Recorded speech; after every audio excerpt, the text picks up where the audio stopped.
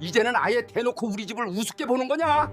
25년 동안 네가 우리 집안을 어떻게 대하는지 나는 다 보고도 입 다물고 있었다. 그런데 이제 보니 시대 재산은 핑계대고 단 한 번도 안 오더니 친정 재산은 사위까지 끌고 간다고? 나더러 그걸 이해하라고? 우리 집도 우리 조상도 우리 제사도 아무 의미도 없다는 거지? 그래, 알겠다. 그렇다면 나도 똑같이 할 거다. 너한테는 지금부터 단 하나도 기대하지 않겠다. 안녕하십니까, 한태식 이름들입니다. 방금 들으신 그 소리는 제가 평생 참아오던 며느리에게 처음으로 소리를 질르던 순간입니다. 시대 제사는 단 한 번도 안 오겠다면서 친정 제사엔 사위까지 데리고 가겠다는 그 말이요. 그날 저는 집도 땅도 재산도 전부 팔아버릴 생각까지 했습니다. 왜 제가 그날 무너졌는지 오늘 제 입으로 직접 말씀드리겠습니다. 제 아내는 5년 전에 세상을 떠났습니다. 그날 아침 저는 평소처럼 잠에서 깼어요. 옆을 돌아봤는데 아내가 차갑게 식어 있더라고요. 아무 예고도 없이 아무 말도 없이 떠났습니다. 저는 급히 구급차를 불렀지만 이미 늦었어요. 의사 선생님은 심장마비였다고 했습니다. 그날 이후로 저는 단 한 번도 제대로 잠을 잔 적이 없습니다. 밤마다 깨서 옆자리를 더듬어요. 그런데 거기엔 차갑고 빈 이불만 있습니다. 매일 밤 그걸 느낄 때마다 아, 정말 혼자구나. 그런 생각이 들었어요. 집이 갑자기 너무 넓어졌습니다. 혼자 밥을 먹고 혼자 텔레비전을 보고 혼자 잠들었어요. 말을 걸 사람이 없었습니다. 아침에 일어나면 잘 잤어? 라고 물어줄 사람도, 저녁에 오늘 어땠어? 라고 물어줄 사람도 없었어요. 제가 깨달은 게 있습니다.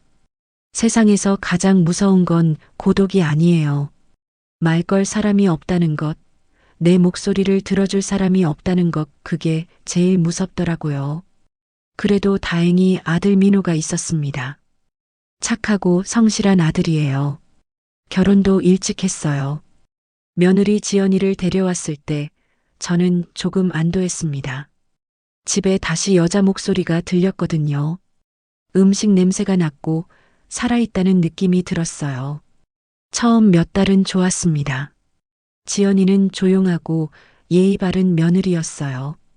큰 목소리로 웃지도 않았고 함부로 말하지도 않았어요. 저는 좋은 며느리를 만났구나 생각했습니다. 하지만 시간이 지나면서 저는 뭔가 이상하다는 걸 느꼈어요. 지연이는 민호한테는 웃었습니다. 손주들한테는 다정했어요. 근데 저만 보면 표정이 굳더라고요. 눈을 마주치지 않았고 말을 아꼈고 가능하면 저랑 같은 공간에 있지 않으려 했어요. 처음에는 낯을 가리나 보다 생각했습니다. 며느리니까 조심스러울 수도 있잖아요. 근데 1년이 지나고 2년이 지나도 똑같았어요. 아니, 점점 더 차가워졌습니다. 저는 스스로에게 물었어요. 내가 뭘 잘못했나? 지연이한테 함부로 한 적 있나? 상처 준 적 있나? 아무리 생각해도 없었어요. 저는 며느리한테 늘 조심했거든요. 큰 소리 낸 적도 없고 무리한 요구 한 적도 없어요. 그런데 왜 이렇게 차갑게 대하는 걸까요? 결정적인 건 제사였습니다. 저희 세대에게 제사는 단순한 의례가 아니에요. 그건 가족의 연결이고 조상에 대한 예의고 집안을 지키는 뿌리입니다. 저는 1년에 4번 제사를 지냈어요. 아내 기일, 제 아버지와 어머니 기일, 그리고 할아버지 기일.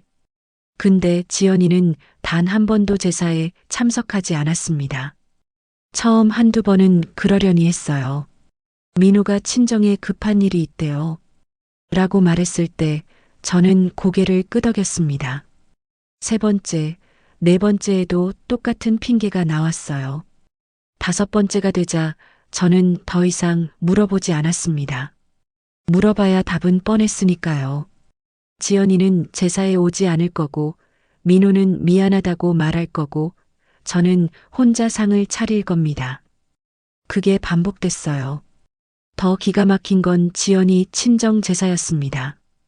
지연이는 친정 제사 때마다 민호를 데리고 갔어요. 아니, 데리고 가는 정도가 아니었습니다.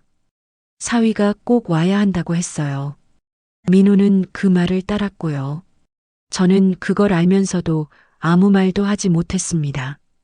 뭐라고 말해야 할지 몰랐어요. 너희 엄마 제사엔 안 오면서 장인어른 제사엔 가냐? 라고 말하면 제가 속 좁은 시아버지가 될 것 같았거든요. 하지만 이웃들은 알았습니다. 동네 어르신들이 물었어요. 태식이, 내 며느리 어디 갔어? 오늘 제삿날 아니야? 저는 얼버무렸습니다. 아, 친정에 일이 있대요. 그럴 때마다 어르신들 눈빛이 달라지더라고요. 동정과 비웃음이 섞인 눈빛. 태식이가 며느리한테 무시당하나 보네. 그 말을 직접 듣지는 않았지만 저는 알았어요. 사람들이 뒤에서 뭐라고 하는지. 그럴 때마다 저는 부끄러웠습니다. 땅에 묻히고 싶었어요. 평생 성실하게 살았고 이웃에게 피해 주지 않고 살았고 자식 잘 키워서 시집장가 보냈는데 왜 말년에 이런 수모를 겪어야 하나요? 저는 민호에게 조심스럽게 물었습니다. 민호야, 아빠가 뭘 잘못했나? 지연이한테 잘못한 게 있으면 말해라. 내가 사과할게. 하지만 민호는 그저 이렇게만 말했어요. 아버지 잘못 없어요. 제가 잘 이야기해 볼게요. 해결은 되지 않았습니다. 그렇게 3년이 지났어요. 서운함이 쌓이고 쌓여서 어느 순간 제 마음속에는 단단한 무언가가 자리 잡았습니다. 그건 분노도 아니고 미움도 아니었어요. 그냥 체념이었습니다. 이 사람은 우리 집안을 정말 싫어하는구나. 나를 무시하는구나. 내가 뭘 해도 소용없구나. 그렇게 생각하니 마음이 조금 편해졌어요. 기대하지 않으면 실망할 일도 없었으니까요. 작년 가을 제 아내 기일이 돌아왔습니다. 그날만큼은 지연이가 꼭 와줬으면 했어요. 아내 기일이잖아요. 민호 어머니고 손주들 할머니고 이 집안을 지켜온 여자였어요. 그날마저 안 온다면 그건 정말 예의가 아니라고 생각했습니다. 저는 제사 전날 밤 민호를 조용히 불렀어요. 민호야, 내일은 내 어머니 기일이다. 지연이한테 꼭 좀 와달라고 해라. 민호는 난처한 표정을 지었습니다. 저는 그 표정만 봐도 알 수 있었어요. 지연이는 오지 않을 거라는 걸. 민호가 조심스럽게 말했습니다.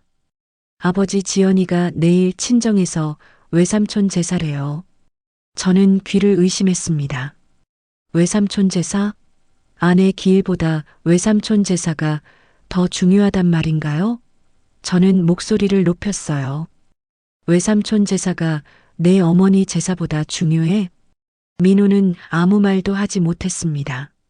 저는 손사래를 쳤어요. 됐다, 됐어. 말 안 해도 알겠다. 그날 밤 저는 잠을 이루지 못했습니다. 천장을 바라보며 아내를 떠올렸어요. 아내라면 뭐라고 했을까요? 여보, 며느리 마음도 이해해줘. 다 사정이 있겠지. 아내는 늘 그랬어요. 너그럽고 이해심 많고 화를 내지 않았어요. 하지만 아내는 이제 없습니다. 제가 혼자 모든 걸 감당해야 했어요. 다음 날 저는 혼자 제사를 지냈습니다. 상을 차리고 음식을 올리고 절을 했어요. 아내 사진을 보며 중얼거렸습니다. 여보, 미안해. 내가 며느리를 잘못 들였나 봐. 내가 있었으면 이렇게 외롭지 않았을 텐데. 밥을 먹었지만 맛이 없었어요. 목구멍으로 넘어가지 않았습니다. 그냥 씹고 삼키고 또 씹었어요. 그날 이후로 제 마음속에는 무언가가 단단히 굳어졌습니다. 더 이상 지연이에게 기대하지 않기로 했어요. 제사는 혼자 지낼 거고 명절도 혼자 보낼 거고 외로움도 혼자 견딜 겁니다. 그렇게 마음먹으니 조금 편해졌어요. 하지만 동시에 쓸쓸했습니다. 이렇게 사는 게 맞나? 이게 가족인가? 어느 봄날 오후 제 오랜 친구 박 여사가 집에 놀러 왔습니다. 박 여사는 저랑 같은 동네에서 40년을 산 이웃이에요. 남편을 일찍 여의고 혼자 살지만 늘 밝고 활기찬 분이죠. 저희는 거실에 앉아 차를 마시며 이런저런 이야기를 나눴어요. 동네 소식, 자식들 근황, 건강 이야기. 저는 오랜만에 편안한 시간을 보내고 있었습니다. 그런데 박 여사가 갑자기 벽을 가리키며 물었어요. 태식아, 저 사진 말이야. 어디서 났어? 저는 고개를 돌렸습니다. 박 여사가 가리킨 곳에는 작은 액자가 걸려 있었어요. 오래된 흑백 사진이었습니다. 젊은 남자 2명이 어깨 동무를 하고 웃고 있더라고요. 저는 기억을 더듬었습니다. 아, 저건 민호 장인어른이 젊었을 때 사진이라던데. 지연이가 친정에서 가져왔다고 했어. 박 여사는 자리에서 일어나 사진 가까이 다가갔어요. 한참 들여다보더니 심각한 표정으로 제게 돌아섰습니다. 태식아, 이 사진 속에 너 있잖아. 저는 웃으며 손을 저었어요. 무슨 소리야? 내가 왜 거기 있어? 하지만 박 여사는 진지했습니다. 사진을 가리키며 말했어요. 여기 봐. 이 사람 너 아니야? 30년 전 내 모습이랑 똑같아. 저는 자리에서 일어나 사진을 자세히 들여다봤습니다. 그리고 얼어붙었어요. 사진 속 남자 중 하나는 분명 저였습니다. 30년 전 30살 때의 제 모습. 젊고 웃고 있고 앞날을 걱정하지 않던 시절의 저. 제 머릿속이 하얘졌어요. 왜 이 사진이 여기 있지? 왜 민호 장인어른 사진 속에 내가 있지? 그리고 옆에 있는 남자는 누구지? 박 여사가 조심스럽게 물었습니다. 태식아, 혹시 이 사람 누군지 기억나? 저는 사진 속 남자를 응시했어요. 낯익은 얼굴. 어디선가 본 것 같은 얼굴. 그리고 갑자기 30년 전 기억이 쏟아져 나왔습니다. 제가 30살이었을 때 저는 작은 무역회사에서 일했습니다. 월급은 적었지만 성실하게 일했어요. 승진하고 싶었고, 가족을 먹여 살리고 싶었고, 성공하고 싶었습니다. 그 회사에는 동료가 한 명 있었어요. 이름은 김준석. 같은 나이, 같은 처지, 같은 꿈을 가진 남자였습니다. 저희는 친했어요. 점심을 같이 먹고 퇴근 후 소주를 마시고 서로 고민을 들어줬습니다. 그러던 어느 날 저는 큰 실수를 저질렀습니다. 수출 서류를 잘못 처리한 거예요. 금액을 틀리게 적었고 날짜를 잘못 기입했고 중요한 도장을 빠뜨렸어요. 그 실수 때문에 회사는 큰 손해를 봤습니다. 상사는 격노했어요. 회의실에 불려갔을 때 저는 떨고 있었습니다. 상사가 책상을 내리치며 소리쳤어요. 이게 뭐야? 이 실수 때문에 회사가 손해본 게 얼마인 줄 알아? 저는 겁에 질렸습니다. 해고될 것 같았어요. 가족이 있었고, 갓 태어난 아들이 있었고, 갚아야 할 빚이 있었어요. 일을 잃으면 안 됐습니다. 그래서 저는 거짓말을 했습니다. 이건 제가 아니라 김 대리가 처리한 겁니다. 김준석은 옆에서 놀란 표정으로 저를 바라봤어요. 항변하려 했지만 상사는 듣지 않았습니다. 서류에는 김준석 사인도 있었고 그가 마지막으로 검토한 것도 사실이었거든요. 상사는 김준석을 해고했습니다. 저는 살아남았어요. 그 뒤로 김준석은 재취업을 하지 못했다고 들었습니다. 업계는 좁았고 소문은 빨랐어요. 김준석이라는 놈 회사에 큰 손에 끼쳤대. 그는 빚에 시달렸고 가정이 무너졌고 결국 지방으로 내려갔다고 했습니다.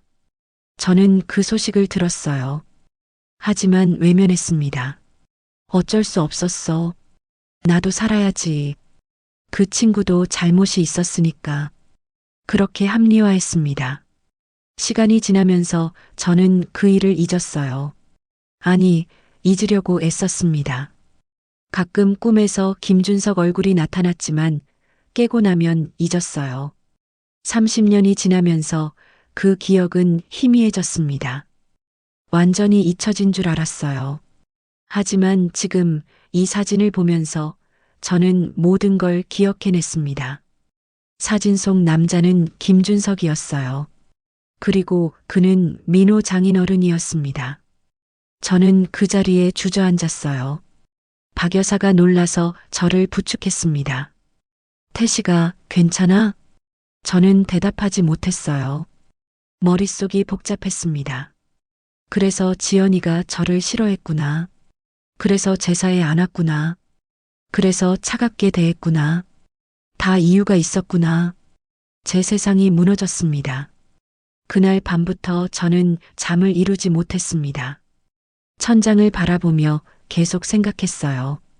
지연이는 알고 있었을까? 내가 자기 아버지를 배신한 사람이라는 걸. 그래서 저를 싫어했던 걸까? 아니면 모르고 있을까? 하지만 모른다 해도 지연이 아버지는 저 때문에 인생이 망가졌습니다. 그건 변하지 않는 사실이었어요. 저는 죄책감에 시달렸습니다. 30년 전 제가 저지른 일이 지금 제 가족을 갉아먹고 있었어요. 인과응보라는 말이 이런 건가요? 제가 저지른 잘못이 부메랑처럼 돌아와 저를 때리는 거. 저는 결심했습니다. 보상해야 한다. 김준석 씨 가족에게 뭔가를 해줘야 한다. 그래야 이 죄책감에서 벗어날 수 있을 것 같았어요. 저는 부동산 중개소를 찾아갔습니다. 제가 가진 땅과 집을 팔기로 했어요. 중개인이 놀라며 물었습니다. 어르신, 이 땅이랑 집 다 팔면 한 10억은 나올 겁니다. 정말 파시려고요? 저는 고개를 끄덕였어요. 빨리 처리해 주세요. 중개인은 서류를 준비했고 저는 사인을 했습니다. 손이 떨렸지만 멈추지 않았어요. 이게 맞다고 생각했습니다. 이 돈으로 김준석 씨 가족에게 보상하고 지연이에게 사과하고 그래야 편히 죽을 수 있을 것 같았어요. 하지만 민호가 알았습니다. 아들이 은행 통장 내역을 확인하다가 이상한 점을 발견했대요. 큰 금액이 움직이고 있었고 부동산 중개소에서 연락이 왔었나 봐요. 민호가 급히 저를 찾아왔습니다. 아버지, 이게 무슨 짓이에요? 땅이랑 집을 다 팔겠다고요? 저는 조용히 대답했어요. 그래야 할 것 같아서. 민호는 이해할 수 없다는 표정이었어요. 왜 갑자기? 무슨 이유로? 저는 아무 말도 하지 않았습니다. 그때 지연이가 거실로 들어왔어요. 저는 지연이를 똑바로 바라봤습니다. 그리고 떨리는 목소리로 물었어요.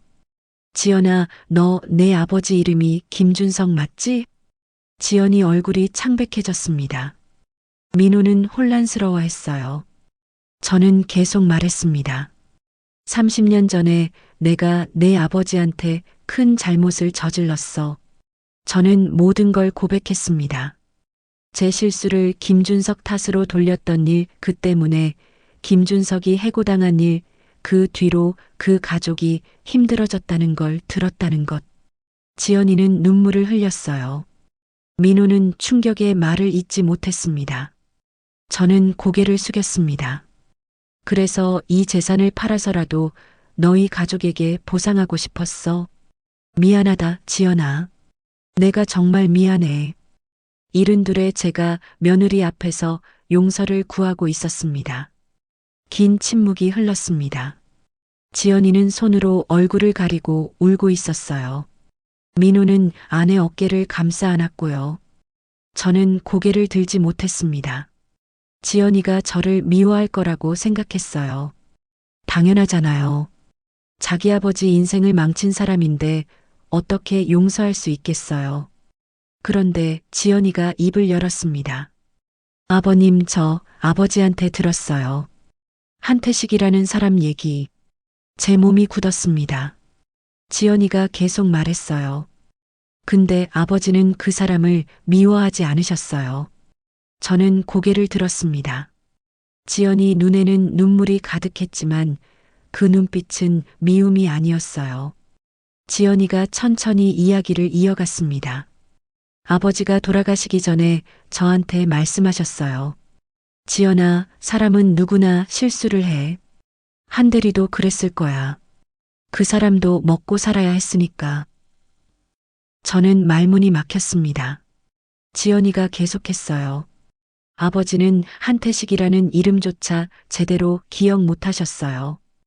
그냥 옛날 직장 동료 중 하나 정도로만 생각하셨어요.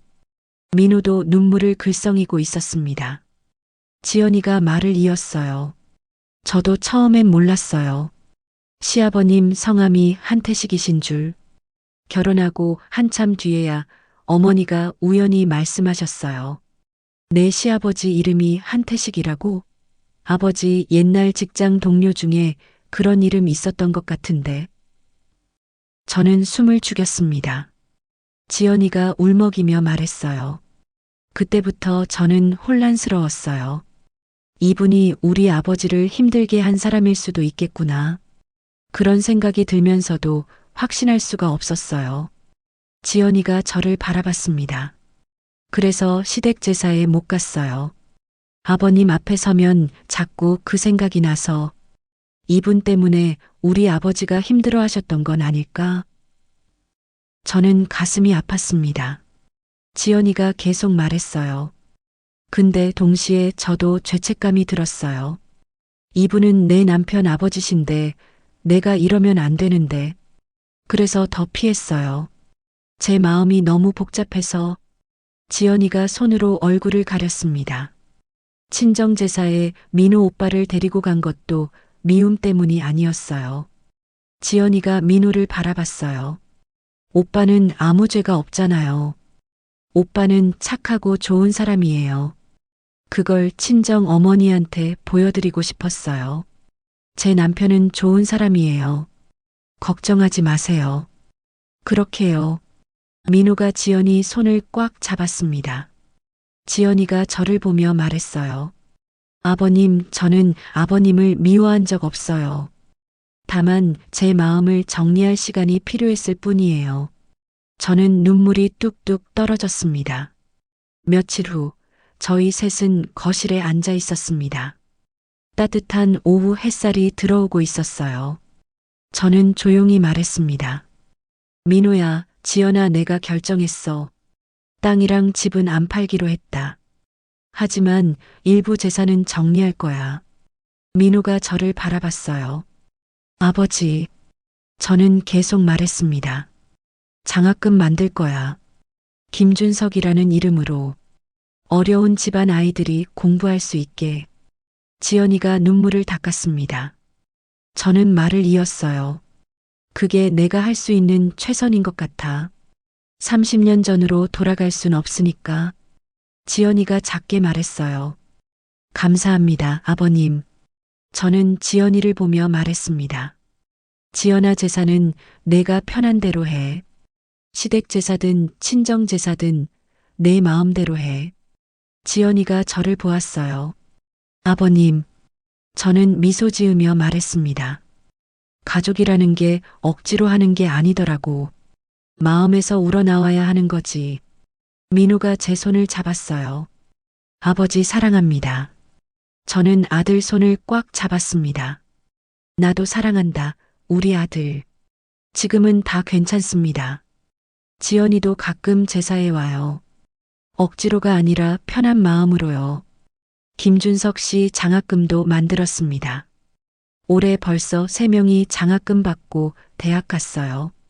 그 소식 들을 때마다 제 마음이 조금씩 가벼워집니다. 저는 이 낡은 사진을 보며 생각합니다. 사람 사는 게 참 복잡하더라고요.